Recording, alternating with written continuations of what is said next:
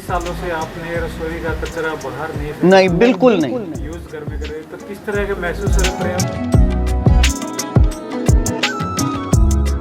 वो कूड़ा कलेक्शन करने वाले आते हैं तो पूरी बाल्टियां भरी भरी होती हैं। हमारा तो 2 दिन में भी एक लिफाफा ही होता है ले दे करके। खर्चा तो इसका जीरो है। अगर सारे राइट्स मालियों को दे दिए जाएं कि उन्होंने इकट्ठा करना है, उन्होंने सेग्रीगेशन करनी है।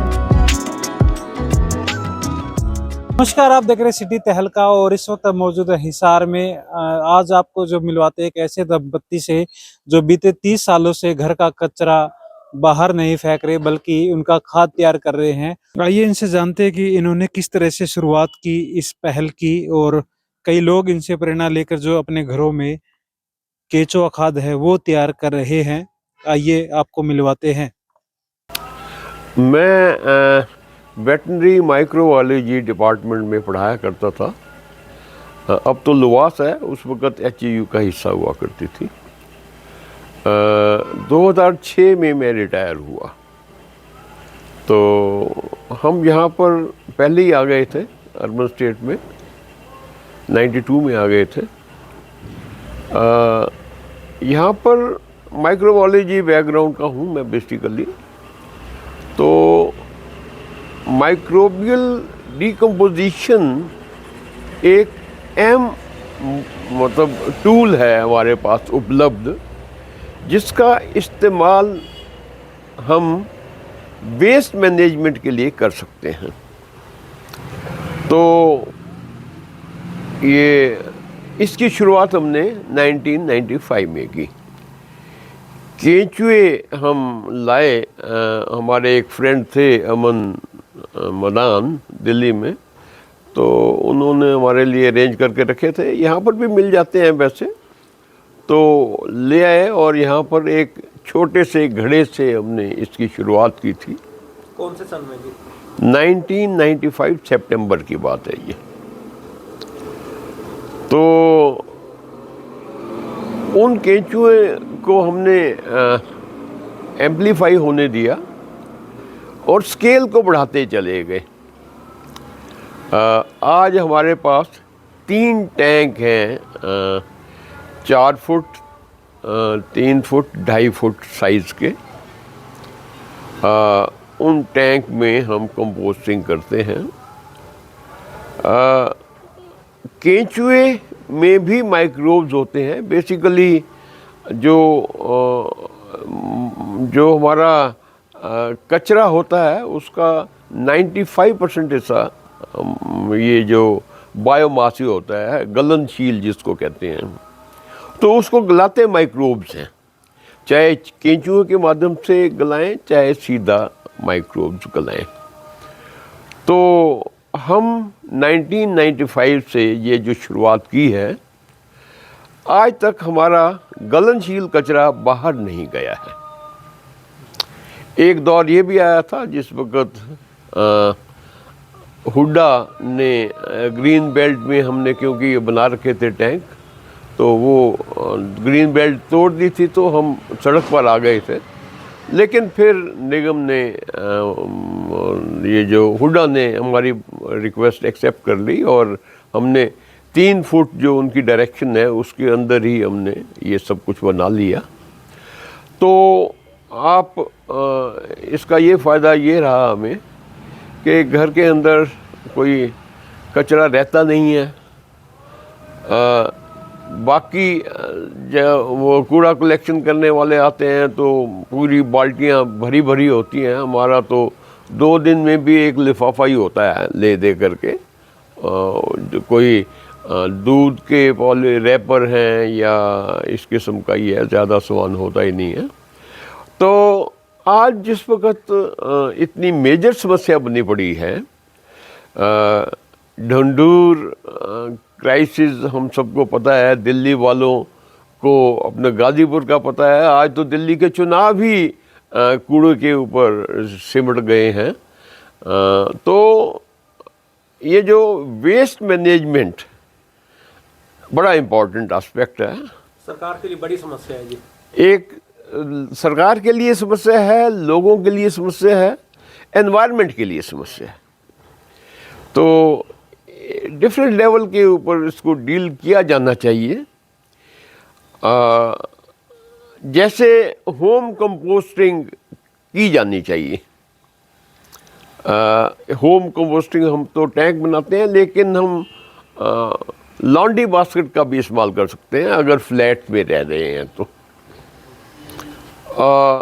रेस्टोरेंट हैं, बड़े बड़े एजुकेशनल इंस्टीट्यूशंस हैं, सब्ज़ी मंडी तो बिल्कुल ही सामने हमारे है।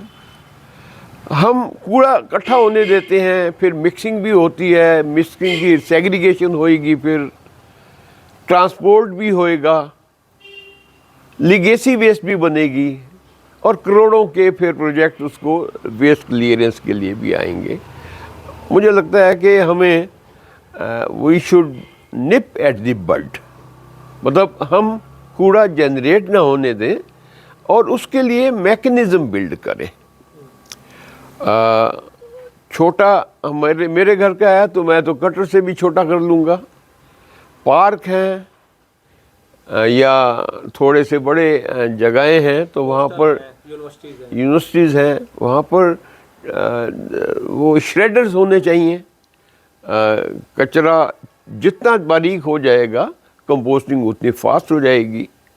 और मुझे लगता है कि नगर निगम को इसके अपने आप से भी शुरुआत करनी चाहिए। अभी जिस तरह से आप करीब 30 सालों से घर पे ही केचुआ की खाद तैयार कर रहे हैं, तो किस तरह से बदलाव आपके लाइफ में आया, किस तरह से चेंज जो आपके घर में है वो नज़र आ रहा है? चेंज एक तो ये है कि हमारे मतलब एक मेजर जो पेड़ है हमारे आम का पेड़ है, इसमें करीब करीब 1 क्विंटल की क्रॉप आती है। आम तो सीधा नज़र आता है, उसके साथ टहनियाँ भी आती हैं, उसके साथ वो जो बुर झड़ता है वो भी आता है, पत्ते भी आते हैं। तो मतलब वुडी मास भी मिल गया हमें, लीव्स भी मिल गए। अब वो जो 1 क्विंटल है उसके अगेंस्ट मेरे ख्याल में 15 क्विंटल तो दूसरा बायोमास भी जनरेट होता है। तो वो जो जनरेट होएगा उसकी कंपोस्ट बनेगी तो वो ज़मीन में ही जाएगी। पौधों को तो खुराक ही चाहिए। पौधों ने कार्बन डाइऑक्साइड से तो कार्बन ले लेनी है, लेकिन ऐसे अकेले कार्बन को वो खुराक में नहीं बना सकता, उसको बाकी एलिमेंट्स भी चाहिए, करीब 16 एलिमेंट्स चाहिए होते हैं। तो ये सारे के सारे एलिमेंट्स कंपोस्ट से मिल जाते हैं। नहीं तो खुराक बाहर आर्टिफिशियल देना दोगे आप, ले दे करके क्या करो, यूरिया कर दोगे, NKP कर दोगे, इससे इसके बॉन्ड तो जाता ही नहीं है ना, तो इम्बैलेंस भी हो जाता है। तो ये बहुत बड़ा बदलाव है। हमारे पौधे ठीक हैं, रीजनेबली ठीक हैं। मुझे तो बहुत अच्छा लगा क्योंकि हम लोग यूनिवर्सिटी से शिफ्ट किए थे यहाँ पर, तो यूनिवर्सिटी तो सभी को मालूम है कि बहुत ही साफ़ सुथरी है। तो मैं भी यहाँ चाहती थी कि वैसा माहौल बन जाए, तो चलो अपने घर से ही शुरुआत की और मुझे तो बहुत अच्छा लगा। मुझे तो कई इसके प्लस पॉइंट्स हैं। मेरे किचन में कभी कॉकरोच नहीं मिलता क्योंकि कूड़ा डस्टबिन हमने रखा नहीं हुआ, एक प्लेट में कूड़ा इकट्ठा करते जाते हैं और सभी को पता है उसमें उन्होंने डाल देना है पिट में, तो इस तरह की कोई समस्या नहीं आती। कूड़ा हम मेड खुश रहती है क्योंकि कूड़ा ज़्यादा होता नहीं है, फल सब्जी का छिलका हम खुद वहाँ डालते हैं और एक छोटे से पॉलीथिन में जो छोटा मोटा कूड़ा है वो रहता है हमारा। तो आपने जब ये शुरुआत की तो आसपास के पड़ोस के लोगों ने कहा नहीं कि ये आप क्या कर रहे हो घर में, जिस तरह की आप केचुआ खाद बना रहे हो, क्या है? हम आपसे प्रेरणा लेकर के ये और ने भी जो है ये शुरुआत की आसपास। शुरू में तो लोगों को पता नहीं था कि ये क्या कर रहे हैं, फिर हमारे सामने हैं बिल्कुल, इन्होंने भी शुरुआत करी। तो जब इनके कंस्ट्रक्शन चल रही थी तो ये हमारे पास आए और पिट्स को देख कर गए। तो इन्होंने की एक जिनके पास जगह नहीं है, उनका भी कोने का घर है तो इसलिए उनको जगह मिल गई। और यहाँ पे हैं मिसेस सचदेवा हैं, वो टैंक छोटे छोटे डब्बे वगैरह रख रखे हैं, उनमें बनाती हैं। और काफ़ी लोगों ने हमारे से शुरू तो करा है, लेकिन शायद हम काफ़ी देर से चल रहे हैं, तो धीरे धीरे लगता है कि लोग इसकी तरफ आएंगे, क्योंकि कूड़ा बहुत बहुत ज़्यादा हो रहा है। जी। तो दूसरी तरफ आपके रिश्तेदार या जानकार है वो भी आपसे घर लेके जाते हैं यहाँ से? बिल्कुल, मेरी सिस्टर है, गुड़गांव में है, तो वो जब भी आते हैं उनके यहाँ खाद जाती है। यहीं पास ही में मेरी एक और सिस्टर रहती हैं बड़ी, तो वो उनके यहाँ जाती है, और आस पड़ोस में सभी को पता है कि यहाँ खाद बनती है। तो एक आ जाता है किसी ना किसी का फ़ोन के माली आ रहा है, तो खाद तो बहुत हमारी जाती है। नहीं तो इतनी का हम करें भी क्या, हमारा तो छोटा सा जगह है, तो इतनी में हम काफ़ी लोगों को बांटते हैं ये खाद। बीते 30 सालों से आपने रसोई का कचरा बाहर नहीं फेंका? नहीं, बिल्कुल नहीं। यूज घर में कर रहे हो, तो किस तरह का महसूस हो रहा है? पर्यावरण भी आपने एक तरह से बचाने का कार्य किया है, और क्या मैसेज आप दूसरी जो गृहिणी है उनको देना चाहेंगे?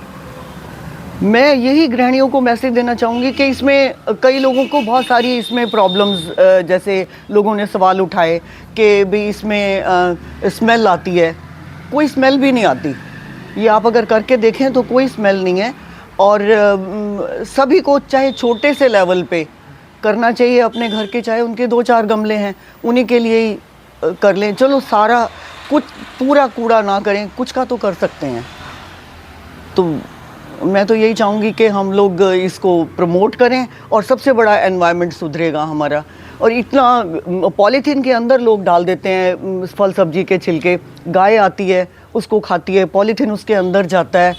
तो ये कोई बढ़िया तो इसका यही है कि भी ये थोड़ा हमें करना चाहिए। आप पिछले 29-30 साल से घर का कचरा बाहर नहीं फेंक रहे, खाद बना रहे हैं, औरों को भी गिफ्ट देते हैं, लोग आपसे लेकर जाते हैं। तो सरकार को भी आपसे कुछ सीखना चाहिए कि ये पार्क हैं, इंस्टीट्यूशन हैं, या बड़े बड़े कॉलेज हैं, यूनिवर्सिटीज़ हैं, पार्क हैं, तो वहाँ पर इस तरह की चीज़ें होनी चाहिए। बिल्कुल होनी चाहिए, बिल्कुल। सरकार का भी है एक तो थोड़ी सी, अगर हिंदुस्तान में मैंने देखा है कि कोई काम सख्ती के बगैर तो होता ही नहीं, होता हर जगह, सख्ती तो हर जगह चाहिए। मेरे को तो सबसे बड़ा लैक्यूना ये लगता है कि भी सख्ती नहीं है सरकार की तरफ से कोई भी, कि थोड़ा सा अगर हम सख्त कानून बनाएं। हम बाहर विदेशों में जाते हैं तो हमें सबसे अच्छा, हम अपनी बेटी के पास दुबई जाते हैं तो सबसे अच्छा हमें देख के लगता है, देखो जी सड़कें कितनी साफ़ सुथरी हैं। मैं पहली बार गई तो मैंने सबको फ़ोन किया कि आप लोग ना एक बार इधर ज़रूर आना। तो वहाँ क्या है, सख्ती है, आपको हर कूड़ा आपने नहीं डालना। डॉग्स का जो है, आपका कुत्ते के लिए लोगों के पॉलीथीन लिए होते हैं, जगह जगह डस्टबिन्स हैं और उनके प्रॉपर यूज़ होते हैं, तो पूरा शहर ही साफ़ सुथरा हो जाता है एक थोड़े से एफर्ट से। कोई उनको कुछ नहीं लगाना पड़ता, कोई उन्होंने वर्कर्स नहीं लगा रखे, कोई कुछ नहीं, लोग अपने आप ही करते हैं, क्योंकि वहाँ पे अगर उन्होंने देख लिया तो आपको क्योंकि वहाँ फ़ाइन बड़े ज़बरदस्त हैं, बहुत ज़्यादा फ़ाइन है।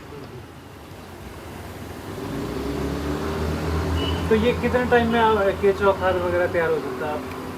ये गर्मी में तो 2.5-3 महीने में आ जाती है, सर्दी में थोड़ा टाइम लग जाता है, 4-5 महीने।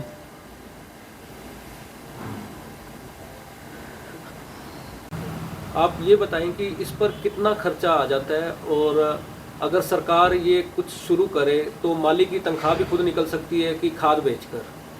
बिल्कुल, खर्चा तो इसका ज़ीरो है। अगर सारे राइट्स मालियों को दे दिए जाएं कि उन्होंने इकट्ठा करना है, उन्होंने ही सेग्रीगेशन करनी है, उन्होंने ही खाद बनानी है, और उसके बाद जो उनका प्रोडक्ट निकलेगा वो भी उन्हीं का, तो वो उसको अगर बेचेंगे और थोड़ा सा और उसमें ऐड कर सकते हैं, थोड़ा सा गोबर वगैरह और डाल के, तो वो खाद और बहुत बढ़िया बन जाएगी, तो वो अच्छे दामों पे बिकेगी। वो सारा कुछ अगर मालिक को दे दिया जाए तो मालिक के तो पूरी की पूरी तनख्वाह निकल आएगी उसमें से। मेरे ख्याल से खाद का जो रेट है 10 से 15 रुपए किलो बिल्कुल है, 10 से 15 बिल्कुल। तो और माली यहाँ से बेचेंगे और वो अगले और आगे जाके बेचेंगे, तो इससे 10-15 तो चलती है ये खाद। माली लोग तो और महंगी लाते हैं। तो आप अपने यहाँ पे आपने पूरा हरा भरा जो है किया हुआ एक तरह से आंगन, तो इसमें खाद का यूज़ करते हैं पूरा? बिल्कुल खाद का यूज़ करते हैं, गमलों में बदल देते हैं। कभी अब हम लोग तो जैसे माली आया, कभी कहा ये 4 गमले बदल दो, कभी वो 4 गमले बदल दिए, कभी हमने थोड़ी सी साइड में जैसे ज़मीन है, पालक मेथी लगा है तो उसको थोड़ा सा करवा दिया, तो वहाँ पर भी डालते रहते हैं खाद को। तो हम जो खाद आप तैयार करते हो इसमें पॉलीथीन को छोड़कर किस किस चीज़ का इस्तेमाल करते हो? क्या घर की क्या क्या चीज़ इसमें? सारा फल सब्जी का छिलका, वेस्ट पेपर कोई होता है तो जो चीज़ गल जाती है ना वो सारी इसके अंदर डाल देते सारी हैं। गलने वाली चीज़ें, सारी प्लास्टिक गलने को वाली, छोड़कर। प्लास्टिक को छोड़ के। अब किसी भी प्रकार के दर्द से क्यों होना परेशान जब ऑर्थो चार्ज कैप्सूल हो आपके पास। सभी प्रकार के दर्द में आयुर्वेदिक पद्धति पर आधारित रामबाण इलाज। कबीर औषधालय का ऑर्थो चार्ज ऑयल कैप्सूल और सिरप आपको देता है तुरंत आराम। अनेक प्रकार के दर्द जैसे sciatica, spondylitis, rheumatic pain, arthritis, lumbar pain, सभी दर्द को दूर करने का रामबाण इलाज 100% आयुर्वेदिक जड़ी बूटियों से बनाया गया ऑर्थो चार्ज कैप्सूल और ऑयल एक बार प्रयोग में अवश्य लाएं। अधिक जानकारी के लिए संपर्क करें। एड्रेस: कबीर औषधालय, सेक्टर 14, सोनीपत, दिल्ली, NCR।